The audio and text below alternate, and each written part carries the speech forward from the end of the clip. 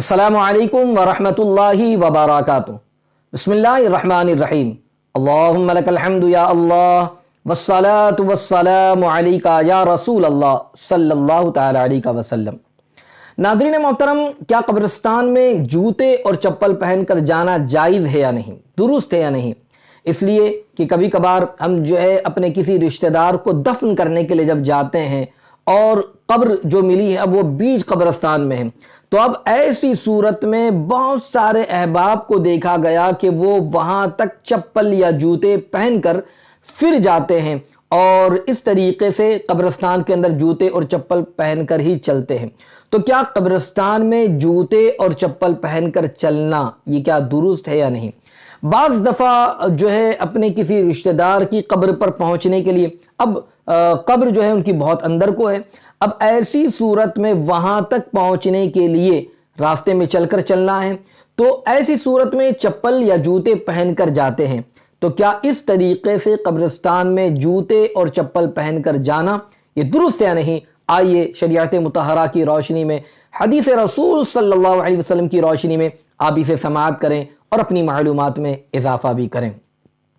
اس حوالے سے کچھ عرض کروں، اس سے پہلے گزارش کروں گا کہ اگر ابھی تک آپ نے ہمارے چینل کو سبسکرائب نہیں کیا تو آپ ابھی ہمارے چینل کو سبسکرائب کر دیں اور بیل بٹن دبانا نہ بھولیں تاکہ ہماری آنے والی ہر نئی اسلامی اور روحانی ویڈیو کی نوٹیفیکیشن سب سے پہلے آپ تک پہنچے۔ آئی بٹن پر بھی کلک کر دیں تاکہ اس حوالے سے اس سے پہلے جو مسائل بیان کیے گئے ہیں یاد رکھیں اسے بھی آپ سماعت کر لیں اور اپنی دینی معلومات میں اضافہ کریں۔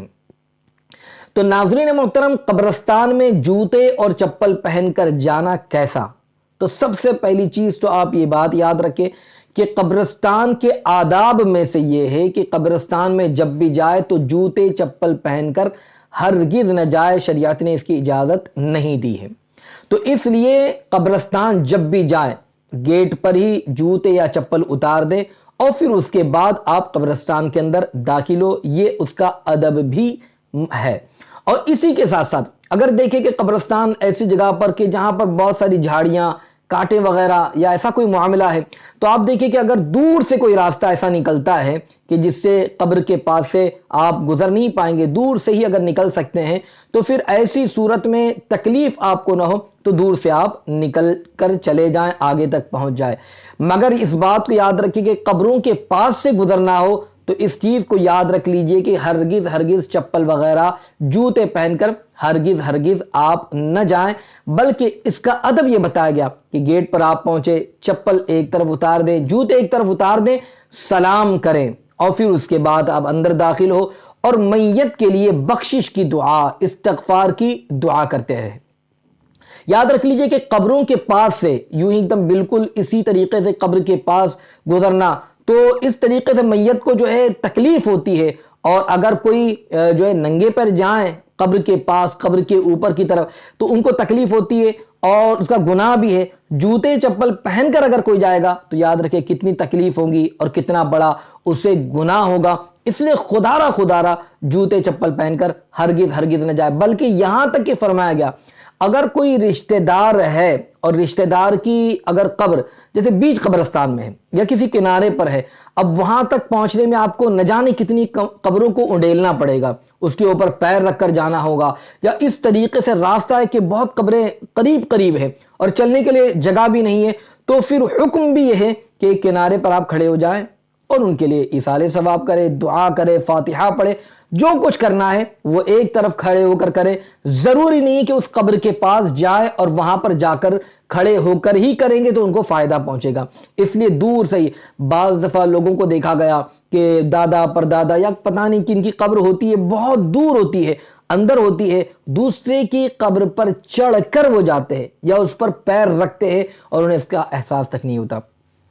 بلکہ بعض دفعہ تو ہم نے یہ بھی دیکھا کہ جب کسی کو دفن کر رہے ہیں تو بازو کی جو قبر ہے اب اسی کے اوپر کھڑے ہو کر اس پر مٹی ڈال رہے، سمجھانے پر وہ بات سمجھتے نہیں ہے۔ یاد رکھ لیجئے بہت بڑا گناہ ہے اور اس چیز سے روکا گیا، منع کیا گیا ہے، بلکہ آقا دو جہاں نور مجسم صلی اللہ تعالی علیہ وسلم کے فرمان کو آپ اگر سماعت کریں تو آپ کو پتا چل جائے گا کہ کتنا بڑا گناہ ہے اس چیز کے حوالے سے۔ یاد رکھیں کنز العمال شریف کے اندر روایت موجود ہے، پیارے آقا علیہ الصلوۃ والتسلیم نے ارشاد فرمایا کہ جس کا مفہوم ہے کہ تلوار کی دھار پر پیر رکھنا مجھے قبر پر پیر رکھنے سے زیادہ آسان ہے۔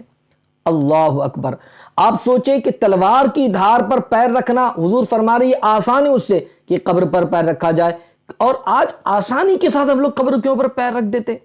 کتنی حیرت کی بات ہے، تعجب کی بات ہے۔ بلکہ ایک اور روایت ابن ماجہ کی ہے کہ جس میں فرمایا، جس کا مفہوم ہے کہ اگر میں انگارے پر پیر رکھوں اور وہ جوتے کا تلا توڑ کر میرے تلووں تک پہنچ جائے تو یہ مجھے کسی مسلمان کی قبر پر پیر رکھنے سے زیادہ آسان ہے۔